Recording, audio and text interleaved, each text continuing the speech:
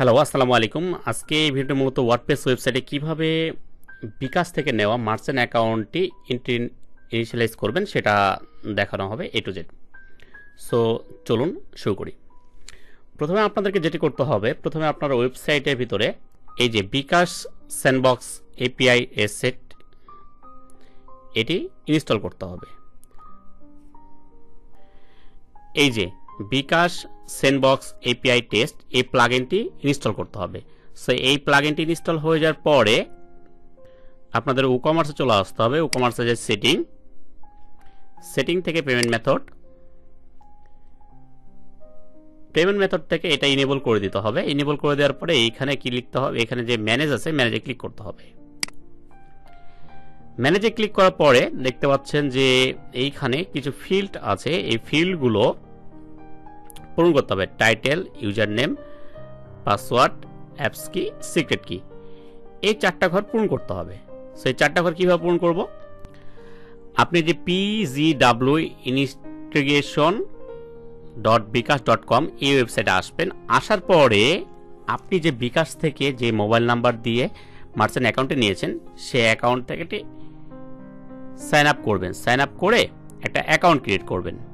Sign আপের জন্য প্রথমে মোবাইল নাম্বার চাইবে, যে মোবাইল নাম্বারটি আপনি দিয়ে অ্যাকাউন্ট করছেন মোবাইল নাম্বারটা দিবেন। তারপরে মোবাইলে একটা ওটিপি যাবে, ওটিপিটা এখানে দিবেন, দেন নেক্সট করবেন। অ্যান্ড অ্যাকাউন্টের ইনফরমেশন চাইবে, অ্যাকাউন্টের ইনফরমেশনগুলো দিবেন। যেমন ধরেন যে এইখানে চাইবে ওয়েবসাইট লিঙ্ক, হচ্ছে লোগোটা অবশ্যই পিএনজি ফরম্যাটে হতে হবে, অ্যান্ড ইমেল দিতে হবে, পাসওয়ার্ড দিতে হবে, দেন আপনারা লগ ইন করতে পারবেন। সো এগুলো ক্রিয়েট করার পরে যখন অ্যাকাউন্ট খোলা হয়ে যাবে, তো আপনারা এইখানে মোবাইল নাম্বার অ্যান্ড পাসওয়ার্ড দিয়ে লগ ইন করে দিবেন। সো সাইন ইন করার পরে এরকম একটা পেজ আসবে, যে এখানে হচ্ছে যে ওভারভিউ সিলেক্ট থাকবে বা প্রোডাক্টে সিলেক্ট থাকবে। আপনারা যেখানে প্রোডাক্ট থাকলে আপনারা এখানে প্রোডাক্টে ক্লিক করবেন। প্রোডাক্টে ক্লিক করার পরে যে নিউ রিকোয়েস্ট, যদি এই অপশনটা না থাকে আপনাদের নিউ রিকোয়েস্ট ক্লিক করবেন। নিউ রিকোয়েস্ট ক্লিক করার পরে এই অপশনগুলো আপনারা পেয়ে যাবেন। এইখানে সাইটের ইউআরএল দিবেন, এইখানে অ্যাড্রেস দিবেন, এইখানে ডোমেন যে আপনাদের সাইটের লোগো আছে এই লোগোটা দিবেন, লোগোর লিঙ্কটা পিএনজি ফরম্যাটে দিবেন। দেন এখানে বিজনেস টাইপটা ই-কমার্স করে দিবেন। ই-কমার্স করে দেওয়ার পরে বাকি সব প্রসেসগুলো সব সিলেক্ট করে নেক্সট করবেন। নেক্সট করার পরে পরবর্তী অপশনগুলো পূরণ করে নেবেন। তো সবগুলো অপশন পূরণ করার পরে দেখবেন যে এরকম একটা অপশন আসবে, এই যে এরকম একটা অপশন আসবে যেখানে এটা সিলেক্ট থাকবে। সিলেক্ট থাকার পরে এইখানে ওয়ালেট নাম্বার, অর্থাৎ বিকাশের যে একটা ওয়ালেট নাম্বার দিচ্ছে, এই ওয়ালেট নাম্বারটা আপনারা কপি রাখবেন। এটা এখানে কোনো কাজ নাই আপাতত। প্রথমে কি করবেন, প্রথমত হচ্ছে যে এই ইনফরমেশনগুলো 1 2 3 4 এই চারটা ইনফরমেশন আপনারা হচ্ছে যে এখানে বসাবেন।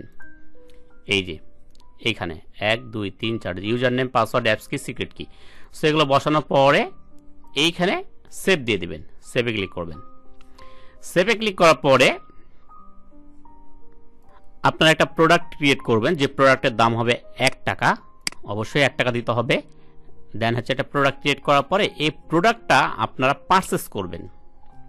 সো পারচেস করার সময়তে অবশ্যই আপনারা হচ্ছে যে কোনোভাবে পারচেস করেন, গেস্ট মোড থেকে বা এডিটর মোড থেকে পারচেস করার সময় যে এইখানে প্লেস হোল্ডারে পারচেস করে দেবেন। পারচেস করলাম, তো পারচেস করার সময় যে পপ আপটা আসবে এইখানে নাম্বার বসাবেন। সো কোন নাম্বারটা বসাতে হবে, এইখানে অবশ্যই আপনাদের হচ্ছে এই নাম্বারটা বসাতে হবে, যে এই নাম্বারটা বিকাশের এই নাম্বারটা।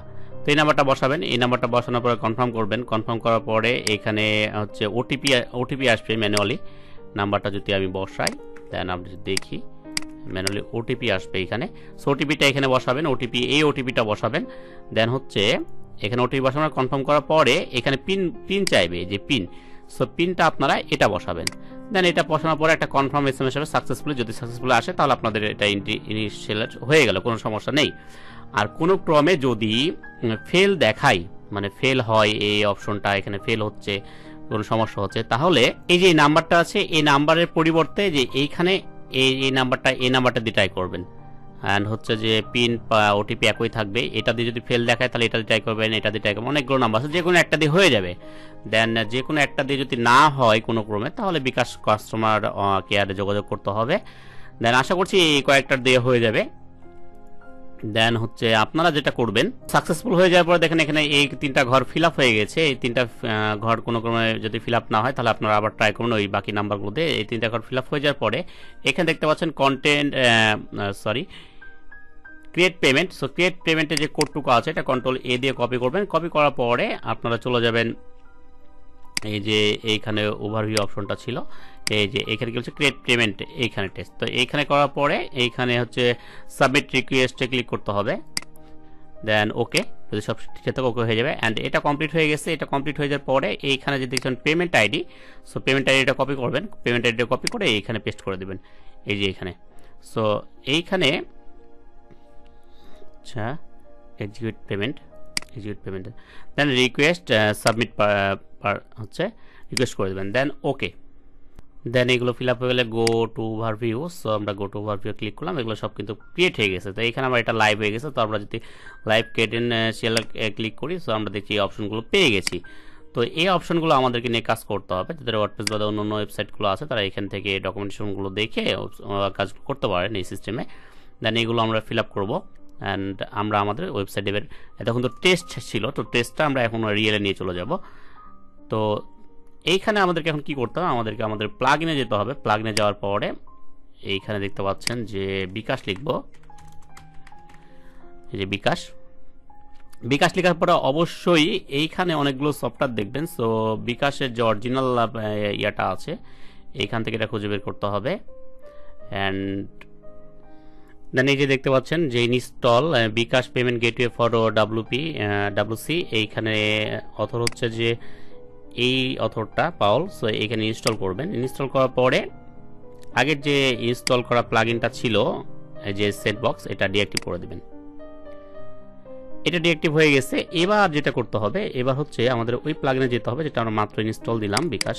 আমরা যাই ওকমার্সে চলে যাব। ওকমার্সে যাওয়ার পরে এখানে সেটিংয়ে যেতে হবে। সেটিংয়ে যাওয়ার পরে এখানে পেমেন্টে যাওয়ার পরে এই যে বিকাশ, দেন বিকাশে চলে আসতে হবে। বিকাশে চলে আসার পরে এখানে ফিনিশ সেটআপে ক্লিক করতে হবে। অ্যান্ড এইখানে হেয়ারে ক্লিক করলে এইখানে অনেকগুলো অপশন আছে, এই অপশনগুলো আমাদেরকে সেট আপ করতে হবে। সো এই সেট আপ হচ্ছে যে এইখানে দেখতে পাচ্ছেন টেস্ট অন অফ, এখানে ইউজার নেম, পাসওয়ার্ড, অ্যাপ কি, সিক্রেট কি, এগুলো অলরেডি আপনাদেরকে দিয়ে দিয়েছে বিকাশ। যে এইখান থেকে যেটা ইউজার নেমটা কপি করলাম, দেন হচ্ছে পাসওয়ার্ডটা কপি করলাম, দেন হচ্ছে অ্যাপস কি, অ্যান্ড হচ্ছে এই অপশনটা। সো এইখানে বাকি সব ইনফরমেশনগুলো আছে, এগুলো ইনফরমেশনগুলো চেক করে নেবেন। অ্যান্ড টেস্ট মোড অফ করে দেয়, ঠিক আছে। এইখানে যেটা আছে সেগুলো ঠিকঠাক থাকবে। অ্যান্ড এইখানে সেভ করে দেবেন। এই যে এখানে অ্যালাউ চিহ্ন আছে, এই অ্যালাউ চিহ্নতে অ্যালাউ করে দেবো। অ্যালাউ করে দেওয়ার পরে অপশনগুলো আছে, এই অপশনগুলো চেঞ্জ করতে পারেন। এটা তাই না হচ্ছে এটা ইউআরএল রাখতে হবে, পপ আপ কাজ করবে না। অ্যান্ড টেস্ট মোড অফ, যেহেতু আমরা আগেই টেস্ট করে নিয়েছি। দেন ইউজার নেম, পাসওয়ার্ড সব ঠিকঠাক থাকলে অ্যান্ড এইখানে সেভ দেওয়ার পরে আমরা হচ্ছে যে বিকাশ চার্জ যদি দিতে চান চার্জ অন করে দিবেন, কত পার্সেন্ট বা ফিক্সড চার্জ দিতে চান এটা অন করে নেবেন। দেন সেভ দেওয়ার পরে এটা সেভ করে নেবেন। এবার একটা প্রোডাক্ট পারচেস করব। হ্যাঁ, এই যে প্রোডাক্ট পারচেসের জন্য এখানে ক্লিক করলাম। দেন এই যে এইখানে এটা চলে আসছে অ্যান্ড মোবাইল নাম্বার একটা কোড যাবে।